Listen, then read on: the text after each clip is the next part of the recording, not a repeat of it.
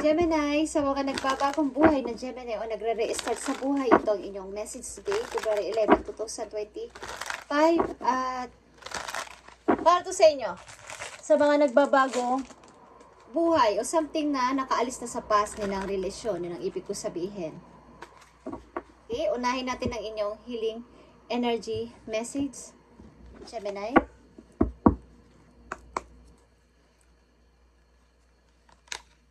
Nandito ang courage, okay? Para ito sa inyong pagiging mas maging strong pa. I am stronger than fear and bigger than doubt. I am light and I remain light. I trust in God and stand tall before the test of life. I grow and become wiser through every challenge. I am a being of new life. Okay? Like I said, ito ay para sa mga Gemini na nagbabagong buhay o papunta na sa bagong Gemini. Umalis na sa old situation o old na kinakasama, old na asawa, okay? Something old na relasyon. Ang ilan din sa inyo ay ang inyong kabiyak ay mas old sa inyo. Just saying. Okay. Kumbaga, ilagay ninyo sa inyong isip na kayo ay stronger than fear, kesa matakot, at bigger than doubt. Kesa magduda, kayo ay light at mananatili kayong nasa light. Magtatrust kayo kay God at stand tall before the test of life. Kahit may mga test sa life ninyo o may mga paparating na dumarating na problema ay nandun pa rin kayo at nanatiling nakatayo at hindi natitinag. Okay? At nag-grow na kayo, kumbaga, nag-grow kayo galing sa nakaraan at naging wise na kayo sa inyong kasalukuyan. Okay. Gemini, I need message po yung ngayong February 11, 2025 at i-apply nyo ito sa inyong sarili kahit ilang percent lang sa message. Okay, Gemini, I need message for you. Ito man ay nangyayari na sa inyo. Okay? Okay? Nangyayari na ito sa inyo maybe na maalwa na sa buhay o umaalwa na sa buhay. Sapagkat may mga opportunity na dumating sa inyo, maring kayo din ay pupunta ng ilang lugar. Sapagkat nandito ang compass at nanatili talaga kayo sa inyong pwesto as a Queen of Wands na hindi natitirag sa anumang bagay na dumarating na pagsubok. Okay, Gemini? Nandito ang mga offers again. At wag na kayo magpadala sa mga maling offer o kumbaga, choose wisely. Magiging wise na kayo sa kasalukuyan o maging wise na kayo sa inyong bagong buhay o restart ng buhay. At bago i-reveal ang lahat, pag-aralang mabuti. Maging mapanuri sa paligid, maging sa mga kaibigan man na inyong pagkakatiwalaan sapagkat maaari kayong isabotahe sa inyong mga plano at mga gagawin sa buhay. Maging mapanuri sa mga mapagkakatiwalaang tao sa panahon ngayon, Gemini. At ilan sa inyo ay puspusan sa pagtatrabaho talaga at pag-iipon ng money sa malayong lugar din.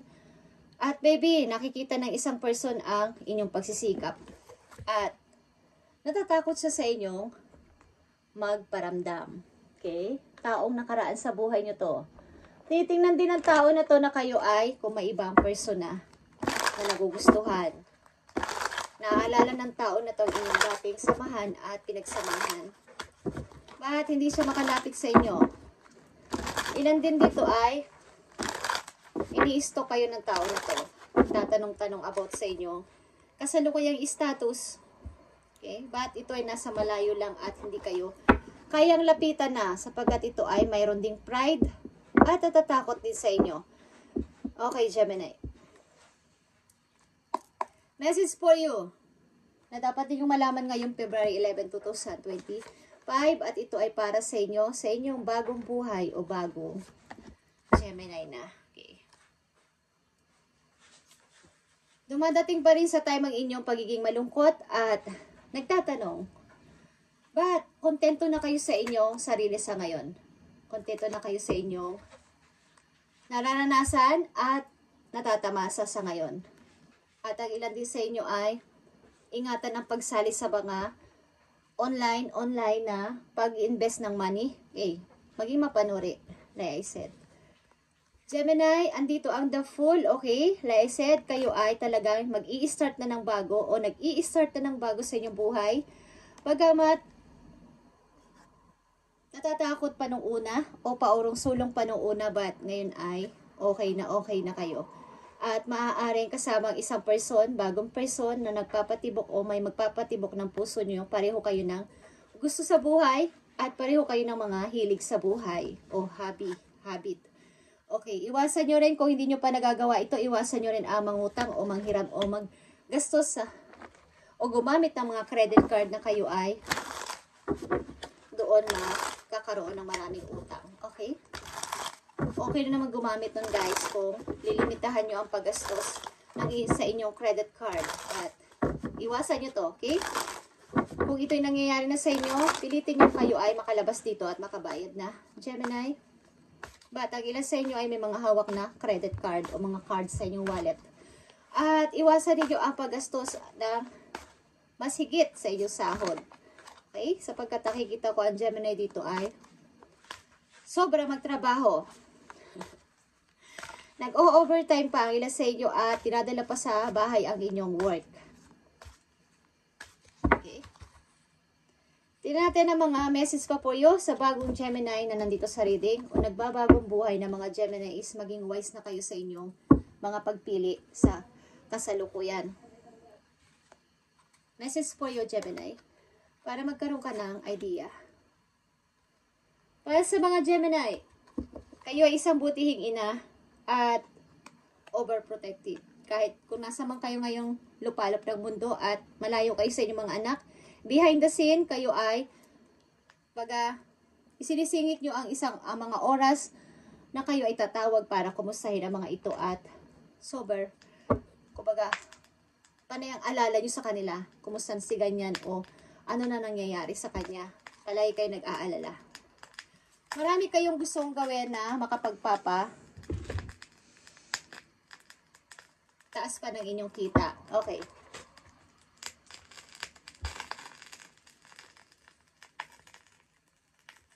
Tingnan natin ang message po yo, Gemini. Andito ang Four of Swords. Tuloy-tuloy pa rin kayo sa paghihiling at ng inyong mga nasugatang puso. Okay, Gemini. Yeah, mga nasugatang puso. At andito yung dati kayo nag-o-overthink dahil sa mga tao na dapat ko ba itong pagdesisyonan o hiwalayan na o alisan na o takasan na. Dati kayo nag-o-overthink dito, but maybe ang ilan din sa inyo dito ay mayroong pinamimilian na 2 person sa kasalukuyan o may pamimilian 2 person sa kasalukuyan or sa inyong future. Okay. Nandito ang The Sun, guys. Kayo ay masaya na sa inyong kasalukuyan. Baga nakamit nyo ng inyong freedom. Katulad ng inyong unang message, I remain light. I'm light and I remain light. Nandito na kayo sa liwanag. Kumbaga, nagkaroon na ulit kayo ng lighten. Okay, nagla-lighten na ulit ang inyong buhay. Nakita nyo na ulit ang pag-asa. Okay. Gemini, message pa po you. Mag-iito man ay paalala sa inyo o babala. Tingnan natin. Gemini.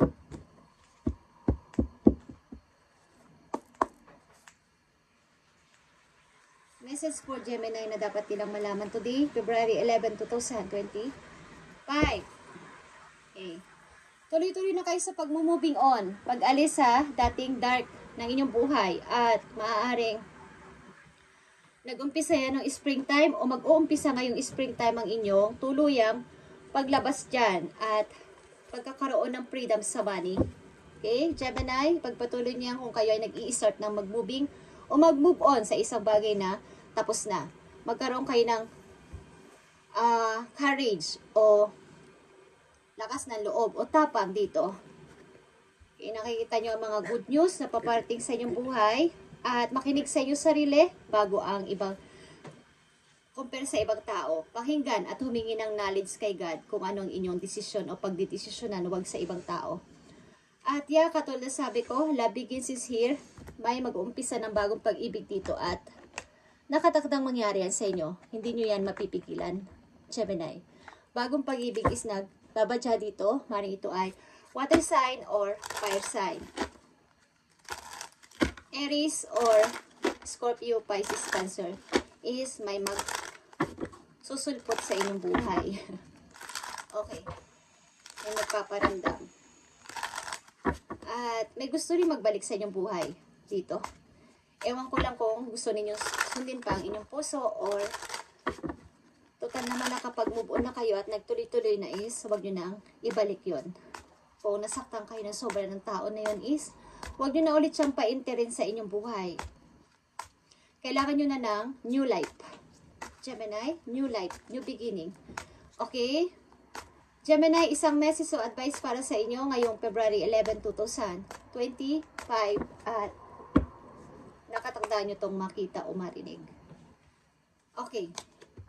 Nandito ang guidance. Okay? Guidance ito guys at ito ay tiger or cheetah. Okay? It's time to release your passion. Live your dreams and begin a new chapter in your life. Gemini, you are encouraged to expand your awareness, eliminate fears, and become a whole new person. You are guided and protected. Protektado ka ni God at protektado ka ni Universe, ang inyong mga angels sa inyong mga gagawin at paplanuhin para sa inyong new life, new beginning, new chapter ng iyong buhay, Gemini. At kumbaga magkaroon ka ng courage. Encourage mo ang sarili mo na i-expand pa. Maging aware ka sa lahat ng bagay at tanggalin mo ang takot sa iyong sarili. At yung iyong pagiging new Gemini ay umpisahan mo na simula sa araw na to na itong marinig nyo. At ang ilan sa inyo dito ay nag-o-observe talaga sa mga tao at sa mga nagsasalita sa inyo. At maaaring ilan sa inyo dito ay nag-i-start na talaga sa buhay. Bagong Gemini. Bagong restart. Bagong silang. Okay? Ang ilan sa inyo dito ay magtingin-tingin o maging aware sa true reality ng situation o yung mga motive sa inyo ng tao. Kasi lumalabas dito din ang 7 of Cups as mga offer is mag-observe kayo sa mga taong inyong mamimit simula sa araw na to. At wag na kayo magpadala sa inyong emotions. Despite the words and emotions coming from the messenger. Okay, may magme-message maybe sa inyo galing sa nakaraan na person at wag kayo magpadala sa emotion nyo na baka maawa-awa kayo at babalik ulit kayo sa dati. Sa halip na kayo ay nakamove on na o nakapag-moving on na, ang isa kasing baso, isang babasagin, kapag nabasag na may lamat na kahit lagyan pa ng rugby, ng glue o ng any na pampalagay pa dun is mababasag at mababasag pa din yon. Lalabas at lalabas pa din yung mga away, yung mga pagtatalo, yung mga dating alaala ng kahapon. Ang iba ay nilalagyan pa rin yun ng kumbaga kinukumpini pa rin o pinifix pa din at gagamitin pa kasi may memories. Maganda kasi yun. Gamit na namin yun noon pa. But, ang iba naman ay practical. Bumibili na lang ng bago kesa paulit-ulit na mabasag at paulit-ulit na gawin. Pwede nyo namang itabi. Guys, isara nyo lang at lagyan ng lock. Okay. Pwede nyo tingnan-tingnan yung mga memories. But, ang maganda ay bumili na ng bago o makipagkilala na sa bagong tao o bagong mga tao sa buhay. Okay? Para sa new chapter at new life ninyo. Dalawang message pa dito, Gemini, para sa'yo. February 11, 2025. Okay, nakikita nyo to. Sa halip na ito ay natanggal na itong mga sword na to at naghihilom na kayo at papagaling. Huwag nyo na ibalik ulit yan. O huwag nyo nang payagang tusukin ulit kayo ng mga sword na yan o saktan ulit ang inyong puso. So maging wise na kayo sa pagpili at maging ma-observe, ma-aware sa mga tao ang mga motibo sa inyo. Okay? Nakita nyo ang dasan. Dalawa ang dasan sa inyong buhay. Sa inyong reading. Okay? Maaari din may dalawa kayong anak o may anak kayong lalaki, guys. Okay? Na nagpapasaya sa inyong buhay. May paparting na tao na pareho kayo ng gusto sa buhay. like I said, at pareho kayo masaya sa relasyon na to. Gemini, okay? Tigilan ng away-away. 5 of Wands dito. Ang away sa paligid sa magkakapatid o kahit saan pa ay gawin sa mabuting usapan, huwag mag-away, guys. Umiwas sa mga away. Sa drama ng tao. Kausapin sila ng maayos at gawing mahinahon ang lahat. Okay? Thank you, Gemini. At ito ang inyong reading ngayong February 11, 2025 sa inyong bagong buhay, bagong chapter ng buhay, new beginning. At ipagpatuloy nyo yan. Kung ito ay nasimulan nyo na at nagsisimula na, ipagpatuloy lang nyo ng ipagpatuloy sapagkat maganda ang mga papating sa buhay nyo pa. Andito pa ang butterfly at ito ay kumbaga yung inyong sarili ay totoo nang nag-change, nagbago na. Ito ay nag-e-enter ka na sa phase of expansion and growth. Pati yung iyong kumbaga beneficial mo to papunta sa future. Okay? Tuloy-tuloy ka sa pag-grow at natuto ka na. Maging wise ka na sa susunod mo mga sasalitain, iisipin, at didesisyonan, pipiliin. Okay? Gemini, thank you and God bless.